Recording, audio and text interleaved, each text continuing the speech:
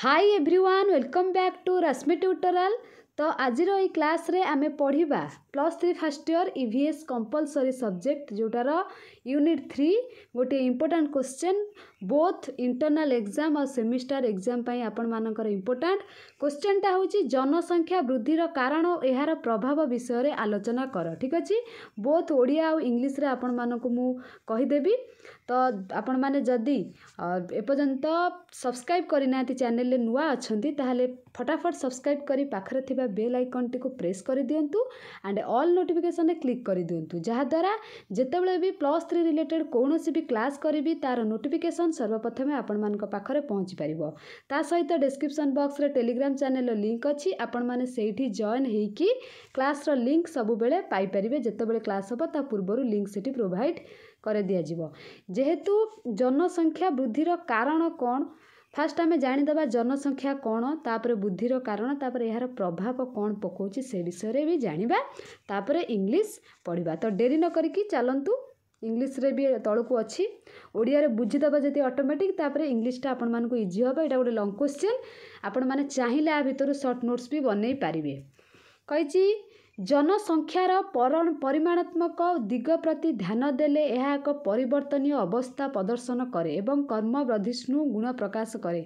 जनसंख्या एमिति गोटे जिनस जी कि बारंबार परिवर्तन हुए केबे स्थिर रहनी। आमे जदि कहिबा 2021 रे मनकर अछंती तम गाँ रे 600 लोक अच्छी सेटा 2022 रे केबे नथिबो चेंजेस हो जाइथिबो। सबु बेले खाली तम गाँ कथा नुह जदि आमे ओडिशा राज्य कथा कहबा किंबा भारत कथा कहबा जनसंख्याटा केबे सेम न थाए, सबु बेले परिवर्तनीय अवस्था रे थाए।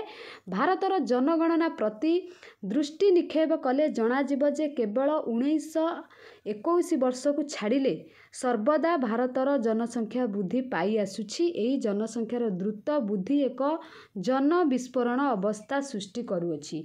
माने गोटे सर्वे रु जना पड़ी केवल 1921 मसीह केवल कमी थिला सेही वर्षटा नहले 1921 पर ठारू एबे आसिक हेलानी 2022 हैला 2022 हेलानी ए पर्यंत आपण मानकर कमु नाही, प्रति वर्ष बढ़ुचंती जनसंख्या बुझी होउची। तापर जनसंख्या वृद्धिर कारण कौन कौन पाई एते मात्रा जनसंख्या वृद्धि होउची। जनसंख्या वृद्धिर निर्णायक उपादान गुड़िक हैला जन्म हार, मृत्यु हार, अनुप्रवेश। यही तीनटा कथा को आपण मानकु बुझीबा को पड़िबो। जन्म हार कौन, मृत्यु हार कौन और अनुप्रवेश कौन। मात्र द्रुत जनसंख्या वृद्धि मुख्यतः जन्म हार और मृत्यु हार को केंद्र कर निर्णीत होइथाय।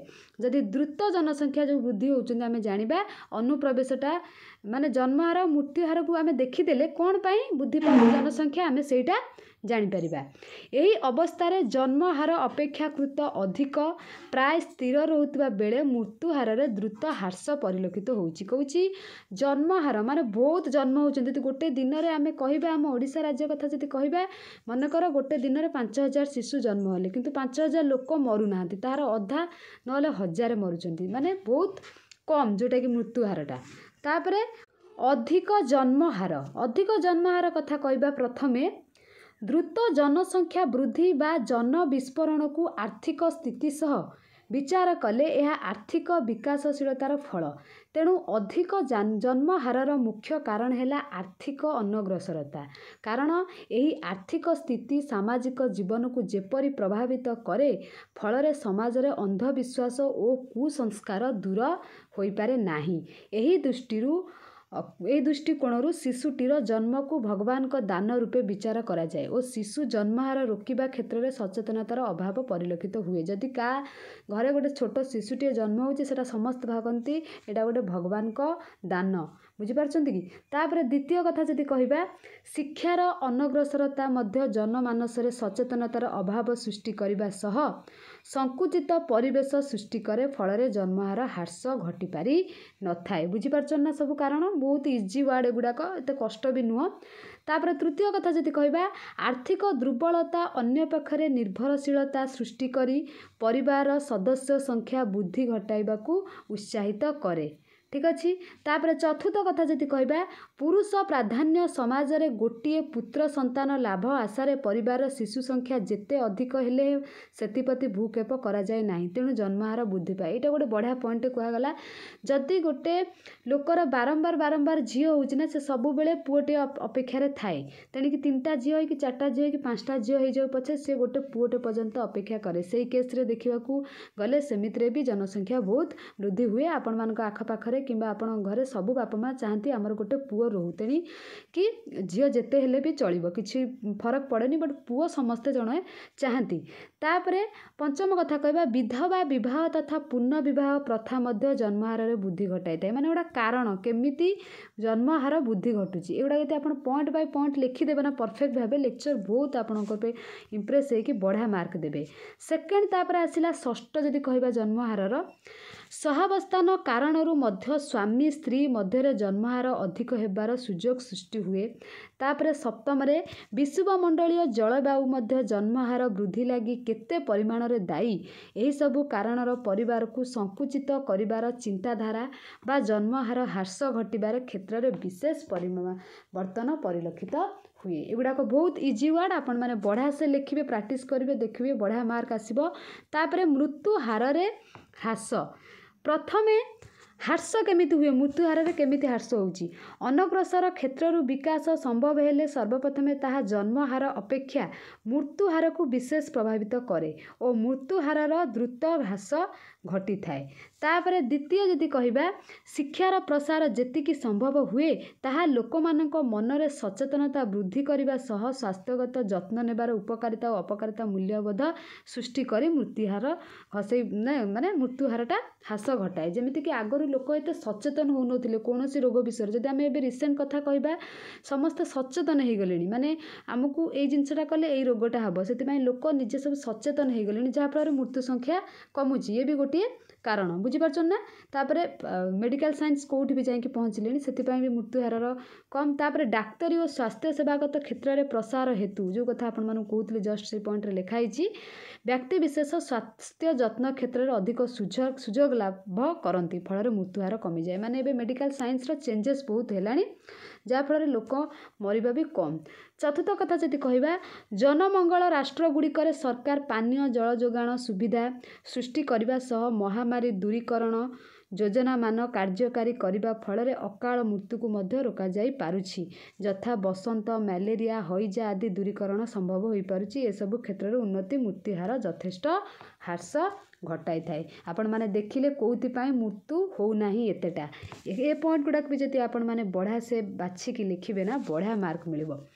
तापरे जनसंख्या वृद्धिर प्रभाव कौन पकेब प्राकृतिक संपदर क्षय हब प्रथम पॉइंट है पृथ्वी रे प्राकृतिक संपदर संचय निर्दिष्ट परिमाण रे रही मनिषर चाहिदा सह ताल दे एई संपद बढ़ू नाही बरं यार क्षय घटुची यथा जो हार रे मनिष कोईला और प्राकृतिक तेल व्यवहार करुची एवं जो हार रे यार व्यवहार दिनकु दिन बढ़ुची 21 शताब्दी रे शेष बेलकु हुए तो पृथ्वी रे कोईला और तेल संपूर्ण शेष हो जाइथिबो। बुझी पारछंती कि जेते अधिक लोक हेबे सेते व्यवहारटा अधिक हबो जहाँ फल लास्ट को कौन प्राकृतिक संपद सब जेते अच्छी क्षय हो है कि। तापरे 2 नंबर पॉइंट ख कौन कही परिवेश प्रदूषण जल माटी वायु वन संपद खनिज संपदर अतिरिक्त व्यवहार फल माटीर उर्वरता कमुछि और परिवेश दूषित होउछि वन संपदर क्षय फल प्राकृतिक भारसाम्यर विघ्नता घटुछि।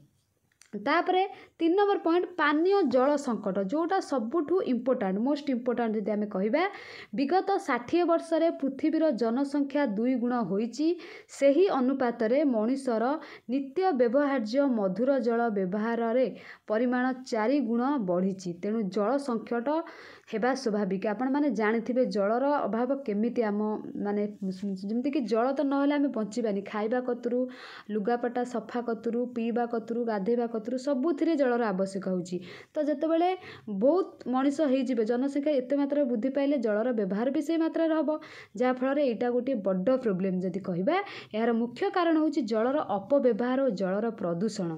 जलर अपव्यवहार हेतु माटी ऊपर और भीतर जलर स्तर क्रमशः निम्नगामी हेबारे लागिछि ता सांगकु जल प्रदूषणर मात्रा दिनकु दिन वृद्धि पाउछि। तापरे आसिला जनसंख्या बा वृद्धि संख्यार वृद्धि और तज्जनित सामाजिक समस्या कौन अन्यान्य समस्या भी रही। मनीष जीवन काल बढ़ुची उन्नत देश मानकरे जन्महार दिनकु दिन कमिबाकु लागिछि। जदि एभली एक परिस्थिति लागू रहे तेबे वयस्क मनीष संख्या वृद्धि पाइबो। एहा फଳରେ सामाजिक भारसाम्यतार परिवर्तन आसिबो। अन्यान्य समस्या कौन ता छड़ा अन्यान्य समस्या यथा बासस्थान संकट, चिकित्सा और स्वास्थ्य व्यवस्थार विघ्नता, रास्तार जानवाहन जीवा आसिबार संकट, परिवेशगत प्रदूषण हार वृद्धि, वर्ज्यवस्तुर सुनिष्कासन प्रतिबंधक इत्यादि देखा जाए। जेते लोक बढ़िबे सेते जानवाहन क्रिएट हबो, रास्ता जाम हबो, बासस्थान रहिबार अवस्था माने जेते लोक हबे सेते घर अधिक होई चलिबो, जा फଳରେ प्राकृतिक संपद आपण मानकर जंगल फंगल नष्ट होई पारे लागिबो। स्वास्थ्य अवस्था वयस्क लोक बढ़ी जिबे, बहुत सारा माने जनसंख्या वृद्धि हेले बहुत मात्रा रे हमर प्रभाव पकाउछि। कौन कौन प्रभाव पकाउछि आपण माने देखिले। ये तो गोटे लॉन्ग क्वेश्चन 10 मार्कियाटा गोटे पड़िबो, नहले गोटे आपण मानकर शॉर्ट क्वेश्चन 2.5 मार्किया 5 मार्किया भी पढ़ी परिबो।